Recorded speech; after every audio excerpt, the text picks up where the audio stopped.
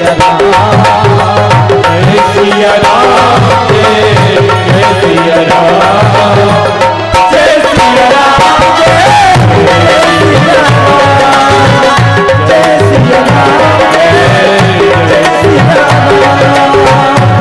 सिया राम, जय सिया राम, जय सिया राम, जय सिया राम।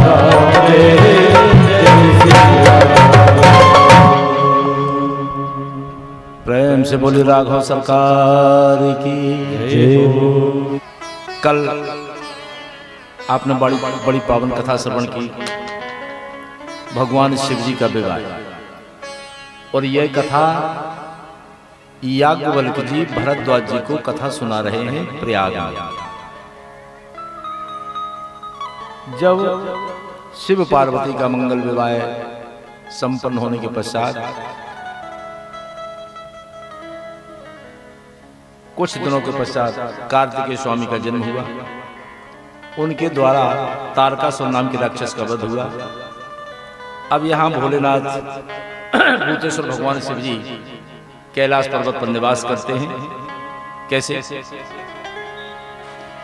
परम रम्य गिरिवर कैलासु सदा जहां शिव निवासु। आदिशक्ति जगत जननी मैया पार्वती जी के समेत कैलाश पर्वत पर निवास कर रहे हैं भगवान भोलेनाथ भूतेश्वर। ते ही गिरि पर पट बिटप विशाला, नित नूतन सुंदर सब काला। एक बार तिहतर प्रभु गयऊ, तरु विलोक अति सुख भयऊ। वही एक बट वृक्ष है, उस बट वृक्ष के नीचे भगवान भोलेनाथ भूतेश्वर अति सुख में अति आनंद में बैठे। कैसे विराजे? निज करदास निज करदास नांगल पूछा, निज करदास नांगल पूछा, निज करदास नांगल पूछा, निज करदास नांगल पूछाला। निज करदास नांगल पूछाला, करदास नांगल पूछाला। बैठे सहते बैठे सहते शंभु कृपा, बैठे सहते शंभु कृपाला। बैठे सहते शंभु कृपाला।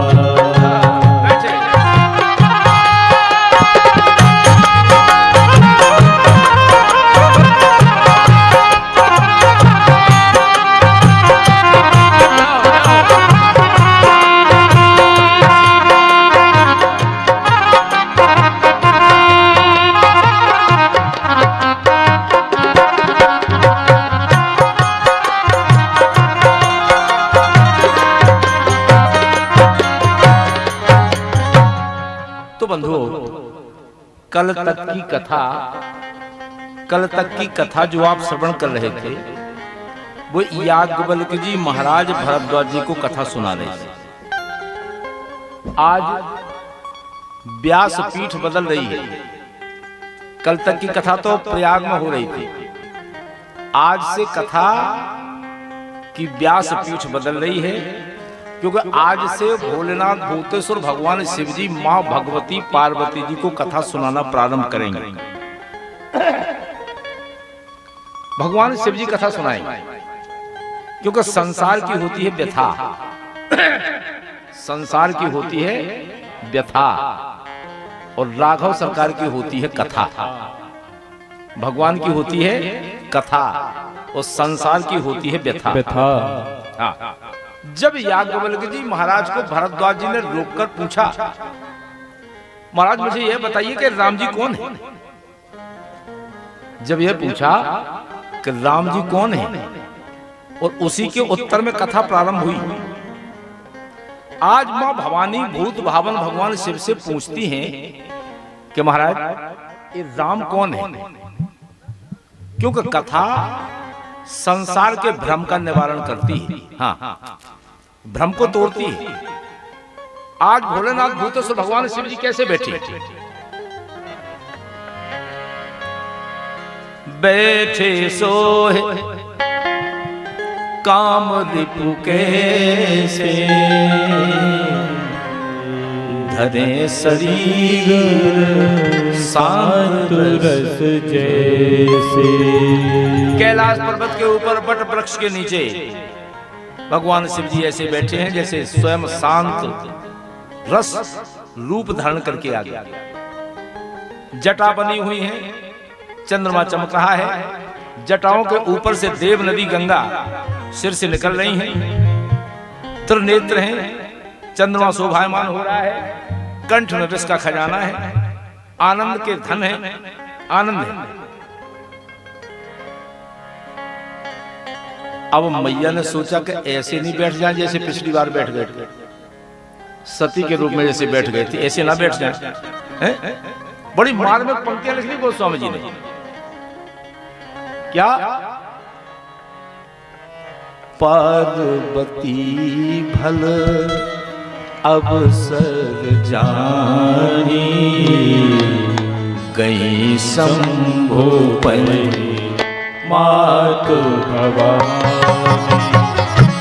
पार्वती भल अवसर जानी, गई शंभो पर मातु भवानी। सोचा मैया ने कि ऐसे ना बैठ जाएं जैसे सती स्वरूप में पिछली बार बैठ गए थे। मैया पार्वती ने हाथ जोड़कर प्रणाम किया, पहुंची भोलेनाथ के पास। तो जान प्रिया आदर अति कीन्हा, जानी प्रिया आदर अति कीन्हा, वाम भाग हर आसन दी। जानी प्रिया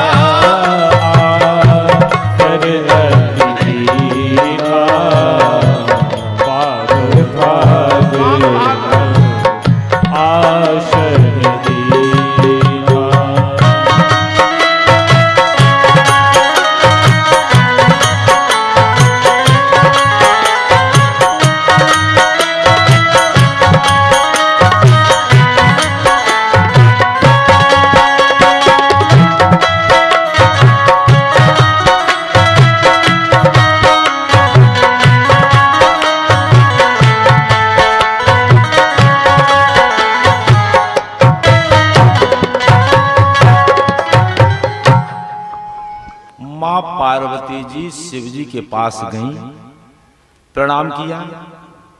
उस समय शिव जी ने वामांग में आसन दिया।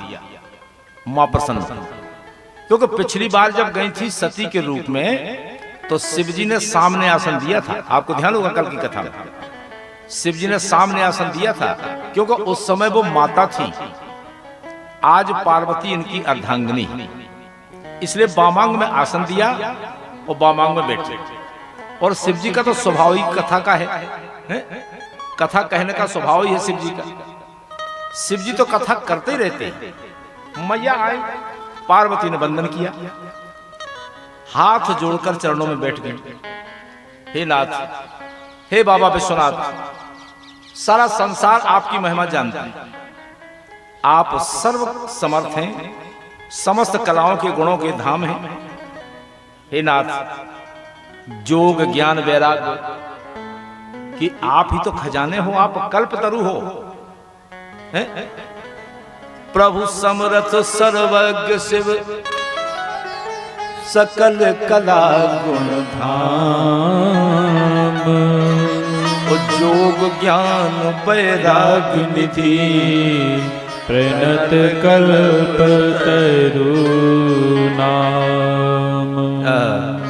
आप जोग ज्ञान वैराग्य के खजाना है महाराज हैं? हे नाथ प्रभु, आप अगर हम पर प्रसन्न हैं, मैं मनसा वाचा कर्मणा से आपकी दासी हूं, तो आप मेरे ऊपर कृपा करिए। क्या जो मोह पर प्रसन्न सुख राशि और जानिए मोहे सत्य निज दासी। अगर भोलेनाथ भूतेश्वर भगवान शिव जी आप हमारे ऊपर प्रसन्न हैं, तो प्रभु हरहु मोर अज्ञाना ओ कहे रघुनाथ कथा विधि नाना। हे नाथ, हे प्रभु, आप अगर मेरे ऊपर प्रसन्न हैं, मैं आपकी दासी हूं, तो आप ऐसा करिए कि मेरा अज्ञान हरण हो जाए। क्यों? जिसका घर कल्प वृक्ष हो, जिसका घर कल्प वृक्ष हो और कल्प वृक्ष के नीचे बैठकर कोई दुखी हो, तो क्या मतलब? हे चंद्रशेखर भगवान, भूतेश्वर भगवान, मैं कुछ कहना चाहता। शिव जी ने कहा कहिए देवी। मां ने पूछा महाराज, जो परमार्थी मुनि लोग हैं, जो राम जी को हमेशा जपते रहते हैं, आप भी राम राम हमेशा कहते रहते हैं, शेष नारायण सरस्वती वेद पुराण सब राम जी का अनेक बार अनेक भांति गुणानुवाद करते हैं, दिन रात आप भी राम राम जपते रहते हैं। मैं आदर पूर्वक पूछना चाहती हूं कि ये राम जी कौन है? हाँ, कितना सरल प्रश्न किया। राम जी कौन है? अयोध्या के राजा दशरथ के पुत्र हैं कि कोई और हैं? इनके चरित्र को देखकर मेरी बुद्धि में भ्रम हो रहा था, लेकिन अब भ्रम नहीं है। अगर कोई और तत्व हो या और कोई विभूति हो तो नाज मुझे विस्तार से बताइए।